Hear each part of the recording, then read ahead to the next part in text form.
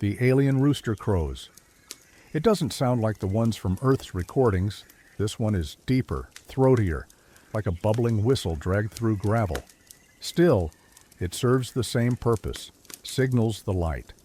You open your eyes and register two distinct glows spilling across the walls of your cabin. One is soft and golden, the other sharper, bluish-white. You sit up slowly. Gravity is lighter here, and you've learned to move with care. You stand, steady your breath, and place your hand on the hatch. Outside, the air is cold and dry, not bitter, just thinner than your lungs expect. You take a shallow breath and step into morning. Two suns drift apart overhead, still low in the sky, casting overlapping shadows that fork across the dusty ground. One is larger and warm-toned, the other, smaller, burns a pale blue and emits light that seems quieter but cuts deeper. Together, they orbit each other in a stable dance, bathing the surface in dual radiance. You've arrived on a planet orbiting a binary star system in the Andromeda Galaxy, over 2.5 million light-years from Earth, or roughly 14.7 quintillion miles. Nearly half of all star systems in the observable universe are binaries, but few host planets in the safe zone between. This one does. The terrain is quiet, but never still. You hear distant clicks from the brush, likely one of the many grazing species that roam the low ridges beyond the colony. Nothing here speaks your language, but the sounds of life are undeniable. They taught you how to recognize patterns, when a rustle means prey, when a silence means predator. The creatures here are not Earth-like, yet some bear echoes. The rooster, for example, evolved independently, not because evolution copies, but because certain shapes simply work. Legs to walk, eyes to see, a voice to greet the sun. They showed you pictures of what Earth mornings used to look like. Cities blinking awake, farmers walking rows, fog rising over lakes. They played you sounds of insects humming, leaves rustling, children laughing somewhere just out of view. You memorized these things, everyone did. But this doesn't match the idea of a planet. You imagined warmth, wetness, motion. What you find instead is vast stillness, broken only by the shifting of light. This is your first world. The planet's surface is dry and copper-hued, folded with low hills and wide-open basins that hold heat long after the sun's pass. The colony sits in one such basin, chosen for its relative shelter and access to porous subsoil from which moisture can be extracted. The atmosphere is stable but minimal, breathable during daylight, supplemented at night. The air smells faintly of ozone and iron, tinged with the scent of native plants, exhaling chemical signals you can't yet decode. Temperatures hover between the 80s and low 90s during the day, then fall sharply after sunset. Most colonists rest during the mid-cycle and work at the edges, early and late. Structures are modular, printed from silicate-rich regolith mixed with compressed carbon, and they're designed to last a decade at most. Nothing here is permanent by design. If left alone, the wind would erase all trace of your presence within a generation. You were taught to build that way, lightly. The last place we lived, they said, we stayed too long, pushed too hard. By the end, the forests were gone, the rivers were toxic, and the soil no longer remembered how to grow.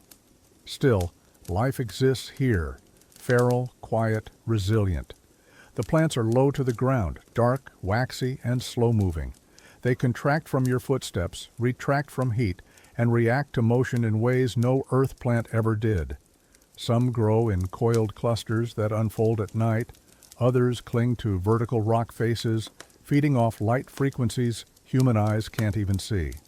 And among them, animal life weaves. Small quadrupeds with translucent hides that vanish when still, towering grazers with spiral antennae instead of ears, carnivores that stalk the highlands and vanish into stone. No one goes too far without a tracker and a signal beacon.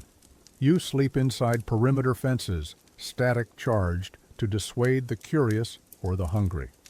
The alien rooster, it turns out, is among the tame ones, a species that nests near thermal vents and sings in the presence of heat and motion. The settlers domesticated a few, and so every morning their voices rise with the light, a chorus of evolution shaped by the same pressures that shape everything. You were born in the corridor between galaxies. They called it the Fold, a manufactured rift in space-time, a bridge carved between the Milky Way and Andromeda, held open by rotating gravity engines positioned at the edge of collapse. It took generations to build and even longer to stabilize. Your parents never saw the Earth, neither did their parents, but they carried it, in memory, in stories, in recordings archived aboard the ship that carried them across the dark. The ship wasn't fast. It wasn't meant to be. It was built to endure. You were raised under filtered light set to Earth's long-lost rhythm. You studied under projections of forests, walked treadmills tuned to mountain inclines, listened to rainfall recorded decades before the real thing disappeared. You were given knowledge instead of land, discipline instead of weather, hope, but nothing to tie it to. They told you why you left, not because of one disaster, but many, a slow unraveling. Resources consumed beyond recovery, oceans acidified, weather turned to violence, species lost quietly in the margins. Earth didn't end with an explosion, it faded, until what remained was not enough. So they built the vessels, packed the archives, and pointed what was left of humanity toward the only direction left, forward. When the ship emerged from the Fold, this planet was already waiting. No cities, no lights, no ruins, just readings, minerals, atmosphere, potential. It wasn't perfect, but it was possible, and that was enough. You landed without ceremony. Modules deployed, systems initialized. The first breath was shallow, cold, and slightly metallic.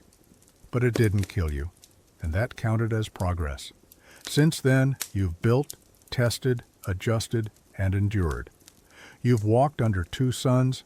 You've watched the sky ripple with high-altitude biology. You've learned the weight of silence and the value of restraint.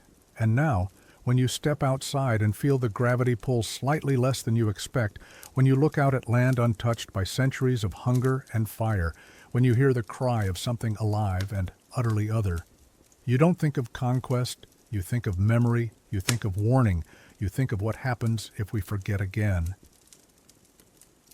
You head out past the colony boundary in the early hours, just after the blue sun crests fully into view and before the air gets too thin. You're not alone. No one's allowed to leave the perimeter alone yet. But your companion doesn't speak much, and neither do you. Out here, the silence matters. You listen for movement, for rhythm, for the small disruptions that mean life is nearby. You were taught what to expect, but nothing prepares you for the way alien life actually moves. On Earth, life unfolded in symmetry, leaves in fractal patterns, animals in bilateral form, ecosystems in layered complexity. Here, those rules apply barely. The creatures don't seem unnatural, they just feel translated, like someone reassembled the concept of biology without full access to the original language. Some glide rather than walk, some flicker in and out of visibility, depending on the angle of light. One organism, nicknamed a winder, looks like a length of coiled tubing until it unspools and slithers upslope with a fluid, unsettling grace. Its eyes, if they are eyes, do not blink. None of it feels hostile by default, but nothing here feels safe either. You pass a tree-like structure, tall, spiraled, crystalline at the base, whose upper stalks exude a faint bioluminescence. You pause for a scan. Its outer membrane thickens in your presence, a defense mechanism most likely. It isn't photosynthesis in the traditional sense, but something close. Chemical sampling suggests it feeds off high-frequency solar radiation, metabolized through a process unlike anything Earth ever developed. And yet it grows upright, reaches for the light, and roots into the soil. You recognize it, despite not knowing why. Later, you pass the remains of a small grazing animal. Its body is intact, unmoving, sprawled across a bed of dust-coated moss. Nothing has eaten it. That's the first thing you notice. It simply died. Maybe from exposure, maybe from age, and nothing has come to claim it. Not insects, not scavengers, not decay. Just silence, as though the planet has no time for death rituals. Back on the ship, they showed you time-lapse footage of decomposition on Earth. Leaves breaking down into soil, animals returning to the land that fed them, microbes rebuilding the very forest floor. It was beautiful in a way, cycles nested within cycles. Here there is no rhythm you understand. Things grow, things die, and the space in between is full of questions. Your companion points to a ridgeline ahead, dark motion, something quadrupedal. It vanishes behind a slope before you get a clear look. They mark the sighting in the log. You note the tracks, wide pads, clawed toes, heavy weight. Could be predatory, could be territorial. You don't follow. Instead, you sit. From this vantage point, the colony is just a few pale shapes in the distance, low to the ground, barely distinguishable from the rock. The rest is open land, ridged and dappled, veined with living things you still don't understand. In the sky above, both suns drift closer again. When their light overlaps, the shadows flatten, and everything turns gold for just a moment. You remember the audio clips they used to play. Earth's birds singing over rustling leaves, the rush of wind through tall grass, wolves howling somewhere far off. You never heard those things with your own ears, but you carry them like memories anyway. And here, in the stillness, you feel the weight of their absence, but you also feel something else, a beginning. They don't call it a city. It isn't, not yet. It's a network of modules, some residential, some technical, some repurposed mid-journey for things they were never meant to do. There are no streets, no districts, no skyline, just paths carved by repetition, lights mounted on struts, cables buried beneath the dust to keep them from cracking in the midday heat. What they've built is functional, but not finished, and that's intentional. Everything here is provisional. No one wants to pretend they understand this planet well enough to build anything permanent. The lesson of permanence came too late on Earth, when concrete outlasted the soil it was poured into. Here they build, knowing it may all need to be taken apart. The first structures were printed on arrival, drawn from local material composites tested during descent. The printers still run, still extrude paneling for new domes, supports for growing towers, housing for expanded filtration units. Power comes from orbital solar collectors, two systems calibrated to track two suns on different cycles. It works for now. When cloud cover interrupts collection, they dip into stored reserves. There's a backup reactor, but it hasn't been activated yet. No one wants to test what the planet might do if you try to bend its energy before you understand its shape. Agriculture is the most urgent problem. Nothing brought from Earth grows well here. Gravity, soil chemistry, light cycles, too many variables misaligned. Some of the Earth seeds sprout, but rarely fruit. Others grow aggressively, then die in waves. A few native plants have been deemed edible, but their nutrients are incomplete. Gut biomes are struggling to adapt. Cultures of bacteria are being cultivated in parallel, tailored daily by a rotating team of microbiologists. No one starves, but no one eats with ease. You help when needed. Structural repairs, surface scouting, nutrient mixing. Most people here serve multiple roles. Titles matter less than action. There are no mayors, no governors, no national flags or corporate logos. Just names, faces, specialists who make decisions together because that's what's needed. There's a central forum where disagreements are aired. It's not a courtroom. It's not a vote. It's a conversation. You grew up watching footage of cities, megastructures stretching into poisoned skies, streets clogged with machines and unrest, screens flashing urgent colors. Civilization, they called it, progress. You were taught to admire the scale, but question the cost. When a species builds monuments faster than it builds trust, collapse isn't an accident, it's a pattern. And so here, they try something else. Smaller, slower, smarter maybe. The colony expands only when necessary. Every new structure is debated, every excavation logged. There's a map on the main terminal that shows the limits of human presence, marked not by how far you can go, but by how far you should. Some still argue for faster growth, for claiming territory before others do, old instincts carried in new voices. But most are cautious. They've learned, either through history or inheritance, that a world will tolerate you only so long as you listen. In the evenings, people gather, not in buildings, but in the soft hollow where the light of both suns dims in overlapping pulses and the air cools just enough to feel close. They play music, composed, improvised, remembered. Some tell stories from Earth they never saw. Others share dreams about this place, what it might become, what it might teach. The suns begin to part again, not from each other, but from you. The larger one, amber and warm, drifts toward the horizon slowly. The blue one, smaller, hangs in the upper sky. Their light overlaps in a last quiet shimmer before the gold bleeds out and shadows grow longer in a new direction.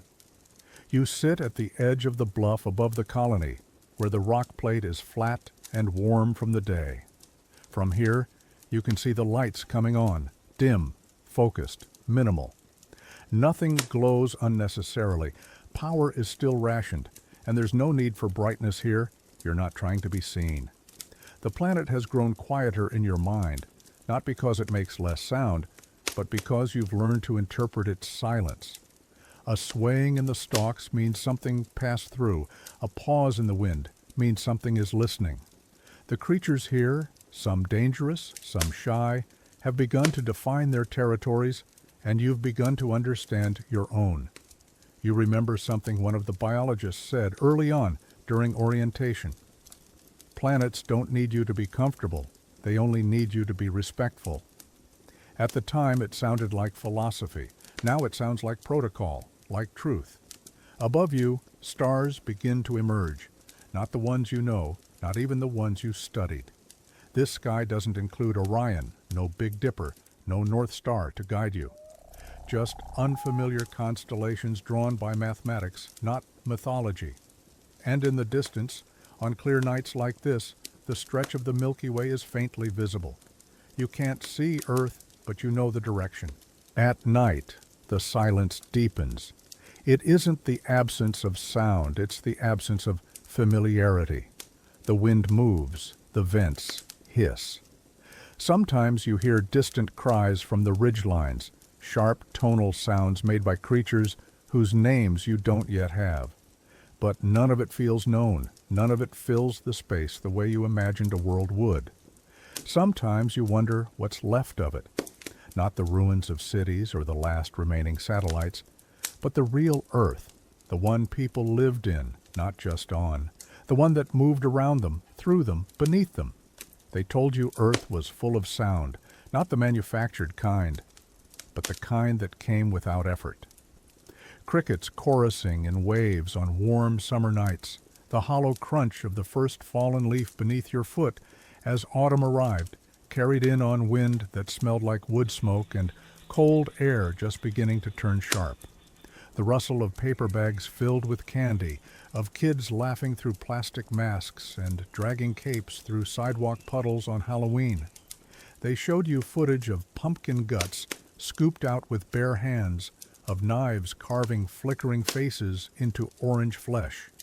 You were shown the early light of cider mills, steam rising from hot donuts in brown paper bags, fingers sticky with sugar, cheeks pink from the cold. The way breath fogged the air in late October and the steam from Grandma's pie danced in the windowsill, and you were told about spring. The first warm day after a hard winter, that strange, giddy urgency in the air, the shedding of coats, the opening of windows, the sudden sound of lawnmowers, birds, laughter. The smell of dirt, real dirt, waking up beneath melting snow, laying in a field of soft green grass, alive, unfiltered, unprocessed, just to feel the earth under you like a heartbeat. They played you recordings of the first snowfall, the hush of it, how it softened everything, the way light changed when the sky filled with flurries and the world turned white overnight. Families venturing out into a bitter cold you can't even comprehend just to pick out the perfect evergreen and adorn it with lights while Christmas music lifts spirits. And summer, God, the summer. The hum of cicadas, the flash of sprinklers ticking across front lawns, kids chasing rainbows barefoot through the mist, ice cream running down their wrists, the air filled with floating pollen, and the sound of jingling bells on bikes that rattled with loose cards in the spokes. You heard about oceans so warm you could float for hours, lakes framed by evergreens, water so clear you could see your toes. Family and friends heading off on road trips to get lost in the woods and sing songs around raging fires. You saw winding dirt roads in the middle of nowhere, music blasting through open car windows, hair flowing wildly in the wind as headlights cut through trees, and laughter filled the night. Stories passed down through generations spoke of how the sweet, warm summer breezes at night filled you with new life. You saw people sitting on porches long after the meal was finished, talking just to talk, not because they needed to plan. They described the scent of fresh basil crushed between fingers, the way a tomato still warm from the vine tasted like sunlight, the sharp, bitter kiss of black coffee on a morning so quiet you could hear the house settle, and the impossible sweetness of summer strawberries washed down with a cold drink from the hose. You memorized the way leaves filtered a golden sun, how their green glowed, and their veins traced patterns in the sky. They showed you the deserts, too, not lifeless, but ancient, alive, in slow motion. Cacti blooming in secret, jackrabbits darting like sparks through the dust, the sprinkle of city lights on the horizon emerging as the sun went down, rock formations carved over millions of years, standing without explanation, and the forests, dense, mossy, pulsing with life, ferns uncurling, owls watching from branches thick as boulders, rain falling in steady percussion on canopies no human ever touched. They told you Earth's breath extended into its oceans, kelp forests swaying like cathedral curtains, coral cities glowing in shades no one has ever been able to name, pods of whales singing to each other across entire continents. They described jellyfish like floating lace, octopuses that solved puzzles, coral reefs that glowed brighter than any city ever did. They described a world that didn't just host life, it was life. Unapologetic in its abundance, biodiversity beyond comprehension. And it wasn't just what Earth gave, it was how it gave it. Generously, recklessly, without a plan or a contract.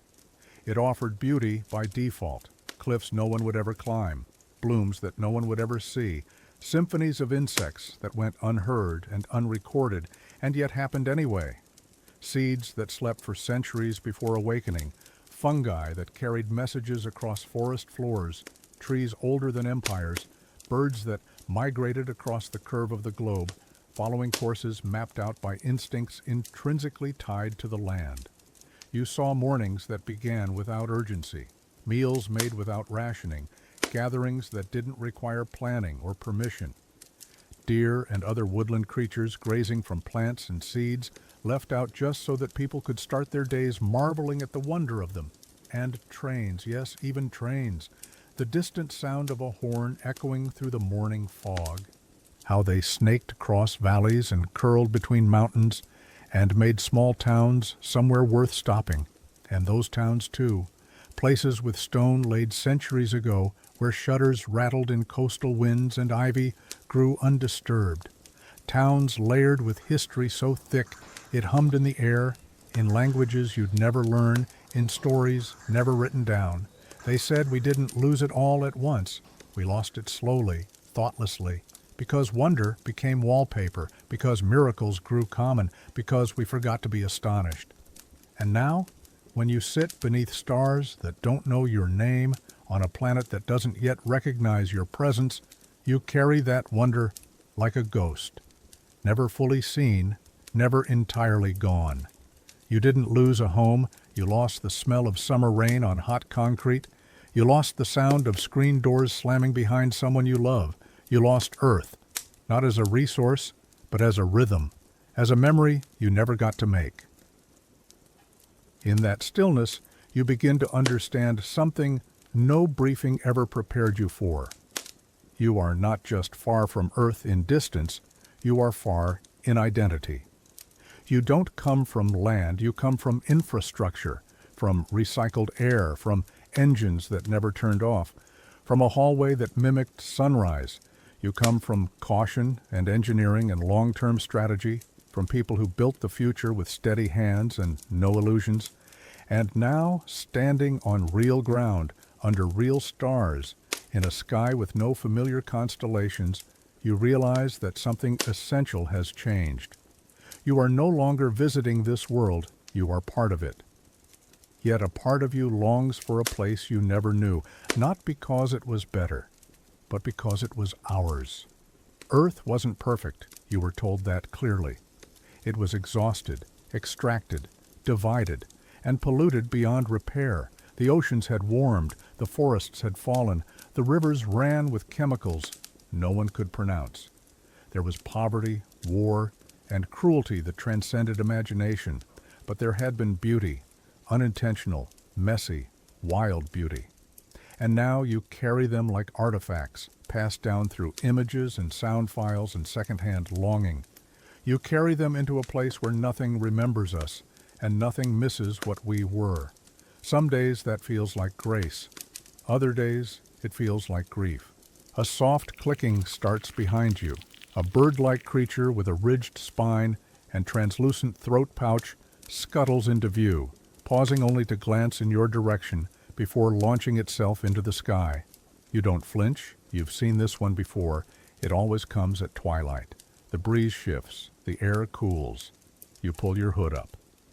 From the colony below, a quiet melody rises, someone playing a recording, real bird song from long ago, not to imitate this world, just to remember the one that came before it. You close your eyes and listen. You can't tell whether the sound comforts you or makes you ache, maybe both. But when the alien rooster crows tomorrow, just as the blue light sharpens and the gold returns to fill its shadows, you'll rise again, not in paradise, not through rebirth, but with the heavy weight of a planet that cannot comfort you, carrying the ache of a world you never touched, and with the strength to go on anyway. Because the truth is, existence is about more than just what surrounds you, it's about who surrounds you. The world is not what it was, but meaning remains, in family, in friendship, in the quest for meaning and connection. Life does not end when your world does, but when you surrender what makes it still worth living.